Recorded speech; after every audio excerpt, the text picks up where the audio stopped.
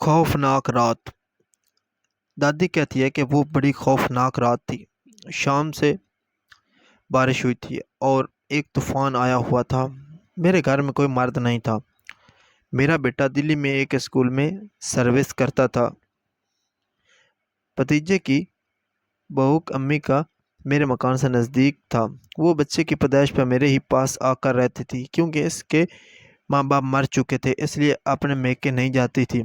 इस वक्त भी बच्ची पैदा हुई थी इसकी, और वो बच्चे मेरे पास थे। अब बारिश के साथ हवा के झक्कड़ भी चलने लगे थे, जिसकी वजह से रात की तारीकी और तन्हाई बहुत खौफनाक महसूस हो रही थी। और बच्चे सोए हुए थे और एक रिश्तेदार खातून भी सो रही थी। ऐसा लगता था जैसे ये बारिश अब कभी नहीं रुकेगी। बिजली बार बार कड़कती, इसकी शिद्दत में इजाफा होता जा रहा था। मैं जाग रही थी। मैंने टाइम देखा तो 12 बजे थे। अभी काफ़ी रात बाकी थी। अचानक मैंने महसूस किया कि बाहर दरवाजे पर कोई दस्तक दे रहा है। मैंने सोचा, इतनी रात में तूफान बारिश में कौन आ सकता है, जबकि गांव की कच्ची गलियां कीचड़ और पानी से भरी हुई हैं। मैं समझी मेरा वहम है, लेकिन वाकया कोई दरवाज़ा बजा रहा था, और अब ऊंची ऊंची बजा रहा था। बहू भी जाग गई और हमारी एक रिश्तेदार औरत जो आई हुई थी वो भी जाग गई। मैंने चादर सर पर डाली और दरवाज़ा खोलने पहुंच गई। कुंडी खोल कर देखा तो वहां दरवाजे पर काला बुर्का पहने अनूरी खड़ी थी। मैंने कहा, अरे अनूरी, खैरियत तो है, चल अंदर। अनूरी ने कहा, खाला मैंने खीर पकाई थी, सोचा दे आऊं, बच्चे गरम गरम खा लेंगे। इसने एक बड़ा प्याला मेरे हाथ में दिया और खुद बहू की चार पैर पर बैठ गई और बोली, खाला पोती हुई है, मुझे भी तो दिखाओ। मैंने कहा, अनवरी, तुम अभी अभी बाहर से आई हो, तुम्हें पता है कि ऐसे मौसम और वक्त और मौसम में कौन कौन सी अरवा आ जाती है, इसलिए दिन में आना, बच्ची को भी देख लेना और गोद में भी उठाना। मैंने बेमरवती से कहा और दिल में झंझलाई भी कि इतनी बड़ी औरत को गांव के कहते का नहीं पता। अनवरी फौरन उठ गई। खाला, मुझे तो याद ही नहीं रहा, प्याला मका ले जाऊंगी। ये कहकर वो ये जा वो जा। मैं जब जब तक दरवाजे पर गई, अनवारी का कहीं पता नहीं था। बारिश, अंधेरा और काला बुर्का अनवारी कैसे नजर आती। बच्चे भी उठ गए थे। मैंने बहू से खीर खाने को कहा, मगर इसने माजरत कर ली। थोड़ी सी खीर मैंने चखी, बाकी बच्चों को खिलाई। अच्छी बनी थी,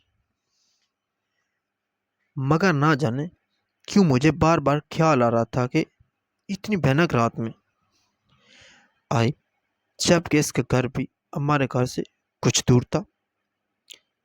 हम सब सोने के लिए लेट गए। मैं अभी नींद गनौदगी में थी तो मैंने देखा कि जैसे छत फट गई है और इसमें से अनूरी ने सर निकाला और फिर वो एक गठरी की तरह से मेरी बड़ी पोती पर गिरी। साथ ही पोती ने चीख मारी। वो भी उठ गई। मैं घबराकर जाग गई। वो घबराई हुई थी। बोली, दादी, अनूरी हमें दबा रही है। ऐसा लगा जैसे अनूरी मेरे सीने पर कूद रही है। हम लोग दुआएं पढ़कर फिर लेट गए। काफी देर बाद सबको नींद आई। अनूरी दूसरे दिन क्या कई दिन तक नजर नहीं आई। एक रोज दोपहर को अनूरी आ गई। इस वक्त अनूरी ने सफेद बुर्का पहना हुआ था। बोली, खाला, पोती मुबारक हो। कब से मुबारकबाद को आना चाहती थी, लेकिन आ ना सकी। मैंने कहा, इस दिन तो कीचड़ पानी में खीर देने चली आई और इतने दिनों बाद आई हो और बातें बना रही है। वो हैरानगी से बोली, कौन सी खीर? वो बेली, हाँ नूरी बाजी, मुसलसल बारिश हो रही थी, رات کے 12 بجے کھیر لے کر آئی تھی۔ پلیز میرے چینل کو سبسکرائب کر دیں۔ تھینک یو سو مچ۔ اگر ویڈیو اچھی لگے تو لائک کریں۔ اور انہوں نے کہا غضب خدا کا، اس وقت جانور بھی بیر نکلتے ہوئے خوف کھاتے ہیں، بھلا میں کیوں نکلتی؟ اور اتنی رات گئے مجھے کھیر پکانے کی کیا ضرورت تھی؟ میں نے پوچھا تو تم نہیں آئی تھی؟ وہ بولی نہیں آئی تھی۔ میں نے کہا کھیر بھی نہیں پکائی تھی؟ کہتی نہیں پکائی تھی۔ میں نے یہ جو پیالہ تمہاری نشانی ہے، میں نے ثبوت میں اس کو وہ پیالہ دے دیا۔ وہ جیسے اچھل گئی، بولی خالہ سچ کہوں، گاؤں میں تو مٹی کے برتن استعمال ہوتے ہیں، پھر سفید چینی کا پیالہ میں غریب کے یہاں کیسے آیا؟ نہ پیالہ میرا ہے اور نہ میں لے کر آئی تھی۔ میرا یقین کرو، اب ایک دم مجھے کچھ سمجھ میں آنے لگا۔ میں نے کہا چھوڑو اس بات کو، بھول جاؤ، شاید ہمیں غلطی لگی ہے۔ اپنی اب میرا ذہن الجھا ہوا تھا کہ کھیر کس نے بھیجی، انوری کی شکل میں کون آیا، بہو کو اور پوتی دیکھنے پر انوری کا اصرار کیوں تھا، کون بہو کو نقصان پہنچانا چاہتا تھا۔ مجھے یاد تھا کہ بہو کے نانا پر بھی اسی طرح جادو کیا گیا تھا اور جادو بادل کے ٹکڑے کی شکل میں بھیجا گیا تھا۔ ہوا کو یوں تھا کہ پیر جی یعنی بہو کے نانا ایک دن دوپہر کے وقت لیٹے ہوئے تھے، ان کی بیوی قریب ہی بیٹھی ہوئی تھی۔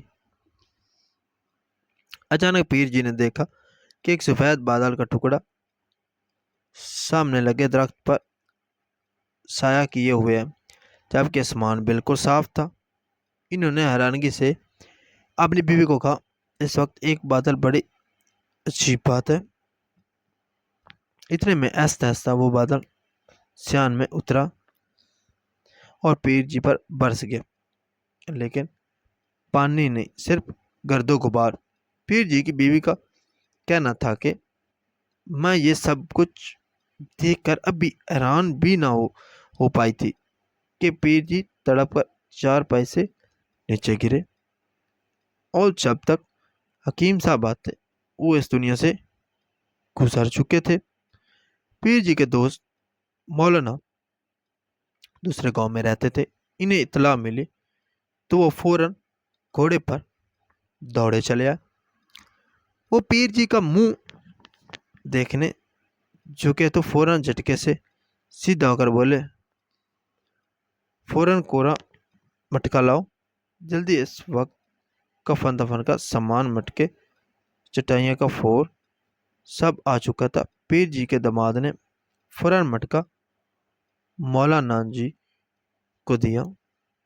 مولانا نے 2 رکعت نماز پڑھی، پھر مٹکا توڑا اور کچھ قرآن آیات زعفران سے لکھی اور پیر جی کے داماد سے کہا اسے بہتے ہوئے پانی میں پھینکو، لیکن کوئی بھی آواز دے نہ اس کو جواب دینا اور نہ ہی پیچھے مڑ کر دیکھنا۔ اب دیکھتے ہیں کہ پہلے تم آتے ہو یا پیر جی اٹھتے ہیں۔ بعض لوگ مولانا صاحب کے دماغ پر شک کرنے لگے کہ بھلا مرنے کے بعد بھی کوئی زندہ ہوا ہے، لیکن جب ان کا داماد واپس آیا تو پیر جی زندہ ہو چکے تھے۔ مولانا صاحب نے بتایا کہ پیر جی پر جادو کیا گیا تھا اور یہ جادو اس شخص نے کیا تھا جس کے خلاف کچھ دن پہلے پنچایت نے فیصلہ کیا تھا، اور پیر جی اس پنچایت کے سربراہ تھے۔ یہ بات مجھے یاد آئی تو میرا دل کانپ اٹھا، مگر ابھی میرے پاس کوئی بھی واضح ثبوت نہیں تھا۔ ایک روز شام کے وقت میری بہو چولہے کے پاس بیٹھی چائے بنا رہی تھی۔ بڑا پوتا چھت پر پتنگ اڑا رہا تھا۔ اتنے میں دروازہ کھلا اور بہو کی خالہ زاد بہن داخل ہوئی۔ اور سیدھی بہو کی طرف آئے۔ میں نے اس کے عجیب انداز پر کہا، ارے کبرا، خیر تو ہے؟ نہ سلام نہ دعا۔ میری آواز سن کر کبرا پلٹ کر بھاگ گئی۔ میں بھی اس کے پیچھے گئی، مگر کبرا مکان میں داخل ہو چکی تھی۔ میری بہو کے نانا بڑے صاحب جائیداد تھے۔ میں اندر آئی تو دیکھا کہ بہو چولہے کے پاس بے ہوش پڑی ہے، بچے رو رہے ہیں۔ بہو کو پلنگ پر بڑی مشکل سے لٹایا گیا۔ قرآن کی حفاظتی دعائیں پڑھ کر دم کیا تو تب کہیں جا کر بہو کو ہوش آیا۔ میرا بڑا پوتا چھت اترا تو اس نے ایک عجیب بات کی، بولا، امی کیا ممانی بھی بھائی جان کی طرح ورزش کرتی ہے؟ ماں نے ڈانٹ میں نے کہا، پاگل ہو گئے ہو؟ وہ بولا، نہیں دادی، میں نے خود دیکھا ہے، ممانی سال میں ایک ٹانگ پر کھڑی تھی اور اپنے سامنے 3 مرتبہ انگلی گھما کر ایک دفعہ الٹی طرف اشارہ کرتی تھی۔ یہ کون سی ورزش ہے؟ الٹی طرف ہمارا گھر تھا۔ میں نے پوچھا، یہ بتاؤ کبرا آئی تھی؟ وہ بولا، میں تو جب سے چھت پر گیا ہوں ماں نے خالہ کبرا کو نہیں دیکھا، اور ممانی کے پاس کہیں سے ایک سفید کاغذ اڑتا ہوا آیا اور ممانی اس کو لے کر اندر چلی گئی۔ اب مجھے یقین ہو چکا تھا کہ یہ سارے ہتھکنڈے دلہن کی بھابھی کر رہی ہے۔ میری بہو خطرے میں تھی۔ اس تمام معاملے کی اصل وجہ یہ تھی کہ پیر جی میری بہو کے نانا تقریباً آدھے گاؤں کے مالک تھے۔ میری بہو آدھی جائیداد کی حقدار تھی، اور اس کا بھائی اسے نہیں دینا چاہتا تھا، اور اس کی بیوی انتہائی چالاک عورت اور جادو ٹونے کے ذریعے میری بہو کو مارنا چاہتے تھے، جبکہ میری بہو ایک سمجھدار اور سلجھی ہوئی لڑکی تھی۔ وہ کسی بھی طرح گاؤں کی نہیں لگتی تھی۔